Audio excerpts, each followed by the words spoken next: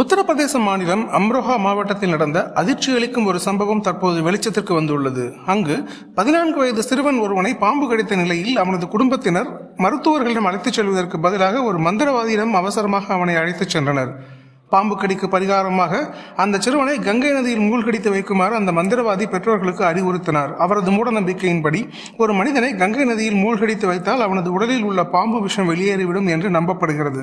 அதற்காக அந்த சிறுவன் சுமார் 12 மணி நேரம் நீரில் மூழ்கடிக்கப்பட்ட நிலையிலேயே வைக்கப்பட்டிருந்தான். மூங்கில்களால் செய்யப்பட்ட தற்காலிகமான மிதவை போன்ற அமைப்பின் மீது அந்த சிறுவன் அசைவற்ற நிலையில் படுக்க வைக்கப்பட்டிருந்தான். அந்த சிறுவன் மூங்கில்களுடன் கட்டப்பட்டிருக்க அந்த மூங்கில்கள் கயிறுகளுடன் உதவியில் நீரில் மிதக்க விடப்பட்டிருந்தது.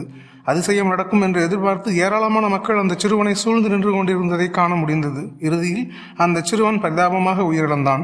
இச்சம்பவம் தொடர்பான காணொளி தற்போது சமூக வலைதளங்களில் வைரலாக பரவி வருகிறது. அந்த மந்திரவாதியையும் அச்சிறுவனின் பெற்றோரையும் கைது செய்ய வேண்டும் என்று பலரும் வலியுறுத்தி வருகின்றனர்.